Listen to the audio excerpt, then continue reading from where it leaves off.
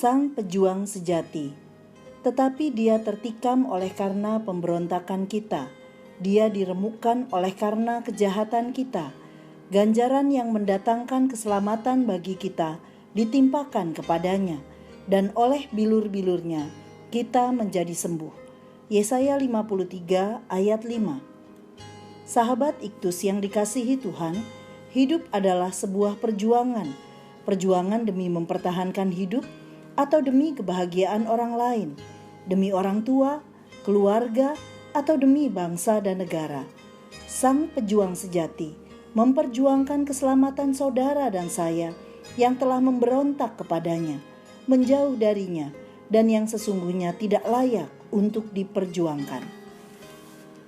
Yesus Kristus datang ke dunia untuk menyelesaikan pekerjaan penyelamatan yang diberikan Bapa kepadanya. Yohanes 17 ayat 4. Sebelum mati, Yesus berkata, "Sudah selesai," yang berarti perjuangannya untuk kita telah diselesaikan tuntas dengan menyerahkan nyawanya. Yohanes 19 ayat 30. Nabi Yesaya menubuatkan karya sang pejuang sejati, yaitu Yesus Kristus, 700 tahun sebelum ia datang ke dunia. Ada 3 kebenaran yang disampaikan dalam nubuat Nabi Yesaya. 1. Pejuang sejati bagi kita yang berdosa. Ayat 5. Kita semua telah berbuat dosa dan telah kehilangan kemuliaan Allah. Roma 3 ayat 23. Kita sekalian sesat seperti domba. Ayat 6. Yang satu maupun yang lain. Kita semua sudah tersesat dari Allah sebagai pemilik kita yang sah, mengasingkan diri dari Dia, dari tujuan-tujuan yang dirancangnya, dan dari jalan yang ditetapkannya. Kita telah sesat seperti domba yang cenderung berkeliaran dan tidak bisa, kalau sudah tersesat, menemukan kembali arah jalan pulang. Dosa-dosa kita adalah penderitaan dan kesengsaraan kita. Ayat 4. Atau seperti yang dapat dibaca, penyakit dan luka-luka kita. Kebobrokan kita yang asali, yaitu sakit penyakit jiwa, keengganan yang sudah menjadi kebiasaan. Perbuatan-perbuatan kita yang melanggar adalah luka-luka jiwa yang melukai hati nurani. Atau dosa-dosa kita disebut sebagai penderitaan dan kesengsaraan kita, karena dosa-dosa kita pantas diganjar, bahkan yang berada di luar batas dan bersifat kekal. 2. Pejuang sejati memberikan nyawanya untuk kita. Ayat 4. Sebab meskipun dianiaya dan membiarkan diri ditindas, dia tidak membuka mulutnya. Ayat 7. Bahkan untuk membela diri sekalipun. Sebaliknya, ia menderita dan mati bagi kita, dan sama sekali tidak menunjukkan keberatan. Ia dengan sukarela menyerahkan nyawanya di salib. Dengan hikmatnya ia bisa saja menghindari hukuman itu. Tetapi ada tertulis demikian, Mesias harus menderita dan mati. Tugas ini dia terima dari Bapanya, dan karena itu ia digiring seperti anak domba yang dibawa ke pembantaian tanpa penolakan.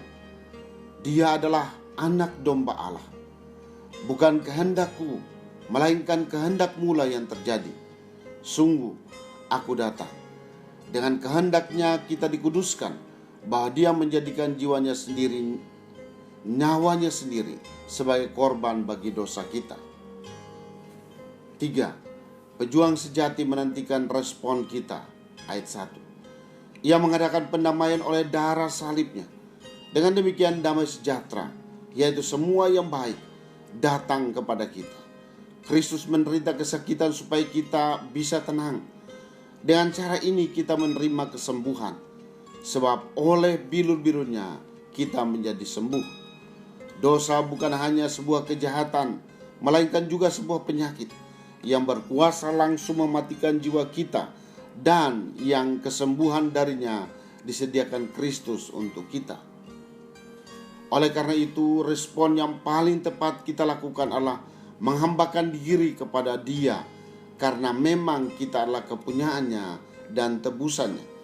Hanyalah dengan percaya kepadanya bahwa Yesus adalah Tuhan dan Juru Selamat, dan menerimanya dalam hati, Yohanes 1 ayat 12. Akui karyanya atas hidup kita dan hiduplah sebagai saksi akan kuasa dan kasih-Nya. Dia saja yang patut menerima pujian, hormat, dan sembah semua umat tebusan Allah. Sahabat Iktus, Kristus mengangkat dosa-dosa kita ke atas dirinya sendiri dan membawa dosa-dosa itu pergi. Rasul Petrus berkata, berhubungan dengan Kristus, Ia sendiri telah memikul dosa kita di dalam tubuhnya di kayu salib. 1 Petrus 2 ayat 24. Pejuang sejati rela melakukannya karena ia tidak menginginkan satupun di antara kita binasa. Ia menginginkan kita memperoleh hidup yang kekal. Kematian Kristus di kayu salib adalah karena dosa-dosa saya. Dosa-dosa saya yang membuat kepalanya tertusuk oleh mahkota duri. Dosa-dosa saya yang membuat tangan dan kakinya dipaku. Dosa-dosa saya yang menyebabkan tombak menembus jantungnya. Dosa-dosa saya yang memakukan Tuhan Yesus di kayu salib. Maksud dari kematiannya yaitu supaya saya memperoleh keselamatan. Sahabat Iktus yang dikasihi Tuhan, sadarkah saya bahwa saya telah berdosa dan seharusnya binasa karena dosa saya? Apa alasan Yesus memperjuangkan keselamatan saya? Bagaimana respon saya terhadap perjuangan Yesus untuk keselamatan saya?